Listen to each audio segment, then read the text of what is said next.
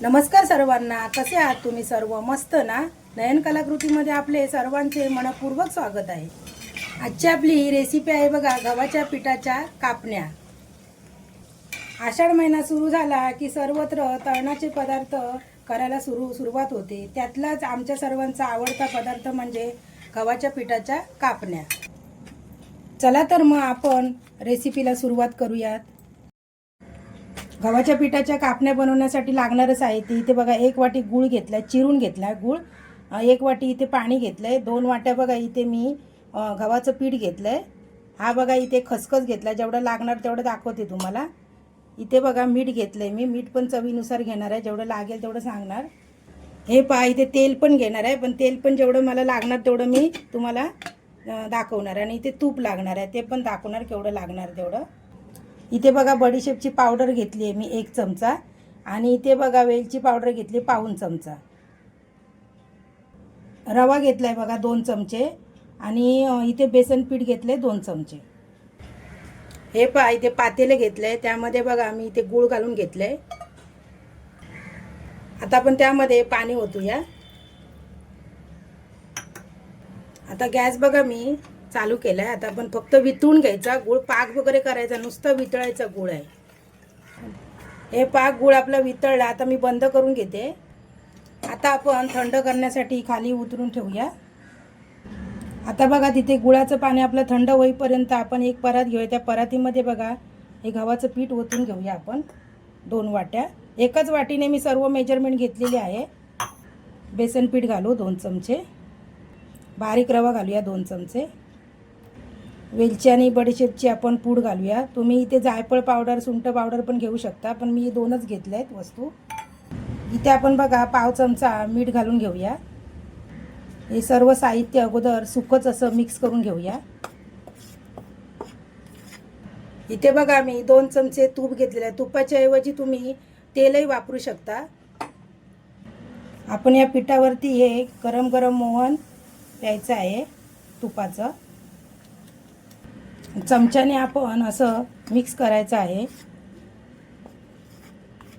हे पहा थोडं असं कोमट झाल्यानंतर आपण हाताने असं चांगलं असं लावून घ्यायचं व्यवस्थित परत. हे बघा अशी बघा मूठ वळायला पाहिजे बघा. इथे अशी मूठ वळते म्हणजे आपलं पीठ व्यवस्थित असं तयार होणार आणि आपल्या कापण्या व्यवस्थित खुसखुशीत होणार. तोपर्यंत इथे बघा आपलं गुळाचं पाणी पण थंड झालं आहे. ते पण आता आपण असं गाळून घ्यायचं. म्हणजे काय गुळामध्ये वगैरे कचरा वगैरे काय असेल ना, तसं काही नाही आहे म्हणा, पण जरा काय असलं तर ते गाळून निघेल व्यवस्थित. आता आपण हे पीठ चांगलं असं मळून घ्यायचं आहे. हे पहा आता आपण असं पीठ मळून घ्यायचं व्यवस्थित. जास्त असं घट्ट पण नाही घ्यायचं मळून आणि एकदम असं पातळ पण नाही. मी जे प्रमाण सांगितलेलं आहे ना ते बरोबर आहे, पण तुम्हाला कदाचित पिठाचं प्रमाण कमी जास्त लागू शकतं. हे बघा हा पहा अशा पद्धतीमध्ये गोळा मळून आपण हे झाकून ठेवायचं आहे. 10 ते 15 मिनटासाठी आपण रेस्ट करत ठेवायचं आहे. हे पहा 10 मिनटं झालेली आहेत. आपण आता त्याचा एक एक गोळा असा काढून घेऊ. हे पहा एक एक गोळा आपण त्याच्यातला काढून घेऊ. हा बघा एक गोळा आपण पोलपाटावर ठेवू आणि असा लाटून घेऊ. ही पहा छोटीशी अशी पोळी जरा झाली का आपण असा त्यावरती खसखस टाकून घेऊया, कारण नंतर आपण मोठी केल्यानंतर ना तो खसखस असा रुतत नाही आतमध्ये, म्हणून आपण अशी छोटी केल्यानंतरच आपण खसखस टाकायचं आहे. हे पहा खसखस टाकल्यानंतर आपण असं लाटून घ्यायचं लाटणीने परत. आता आपण दुसरी बाजू अशी पलटून घ्यायची आणि त्याच्यावरती पण असा खसखस टाकून घ्यायचा वरती असा. हे बघा तो पण असा पसरायचा आणि त्यानंतर त्याच्यावर पण असं लाटणं फिरवायचं आपण. ही पहा चारी बाजूने अशी व्यवस्थित अशी ही पोळी लाटून घ्यायची आहे आपल्याला. म्हणजे त्याची जाडी बघा आपण कशी ठेवायची बघा, चपातीपेक्षा थोडीशी जाड ठेवायची. तुम्हाला दिसत असेल बघा, हे बघा एवढी जाड ठेवायची. आणि जर तुम्हाला कुरकुरीत जर कापण्या हव्या असतील तर पातळ लाटायची.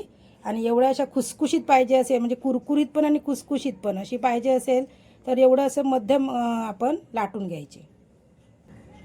हे पहा आता मी इथे कापण्या करून घेते. तोपर्यंत इथे बघा गॅसवरती मी तेल तापत ठेवलेलं आहे. हे पहा सुरीने मी अशा कापण्या कापून घेते. आता आपण कापण्या कापून घेऊ. हे बघा आपण अशा शंकरपाळ्या नाही करायच्यात आपल्याला. हे बघा म्हणजे असा आकार द्यायचा आहे आपल्याला. हे बघा कापण्यांचा आकार द्यायचा आहे. बघू शकता तुम्ही. हे बघा ह्या पहा सर्व कापण्या या मी केलेल्या आहेत ना, त्या सर्व मी ह्याच्याला घालून घेते ताटलीमध्ये. ह्या पहा एका गोळ्याचे मी या कापण्या अशा लाटून आता घेतलेल्या एका ताटामध्ये. आता मी बघा दुसरा गोळा पण घेते आणि त्याच्या पण करून घेते आणि एकदमच सर्व करून मी तळून तुम्हाला दाखवते. हे पहा अशा प्रकारे बघा आपल्या सर्व कापण्या लाटून आणि माझ्या हे पण करून झाल्या, कापून पण झाल्यात. हे पहा तेल आपण जास्त कडकडीत नाही करायचं. आपण तेल असं ना मध्यम गरम करायचं आणि मी ना असं एक टाकून बघते व्यवस्थित येतं आहे काय ते, मग बाकीचे आपण टाकूया. हे पहा असे बबल्स आले म्हणजे आपलं तेल चांगलं कडक झालेलं आहे, म्हणजे तापलेलं आहे तेल मध्यम.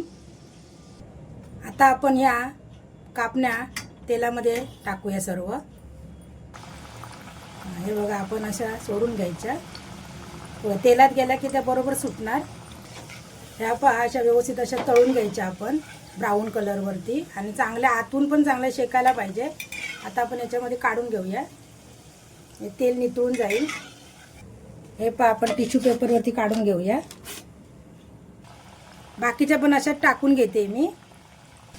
या पहा अशा तेलात टाकल्यानंतर अशा चांगल्या फुगल्यात बघा मस्तपैकी, म्हणजे ते चांगल्या अशा खुसखुशीत होणार आहेत.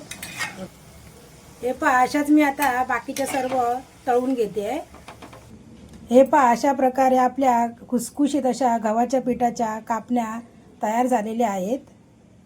ही पहा त्यातली तुम्हाला ही कापणी तोडून दाखवते. ही बघा किती मस्त अशी खुसखुशीत झाली आहे बघ, एकदम अशी. हे बघा एकदम अशी खुसखुशीत झालेली आहे बघा.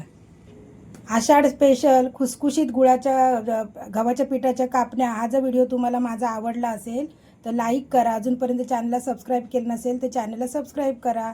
संपूर्ण व्हिडिओ पाहिल्याबद्दल मनापासून धन्यवाद.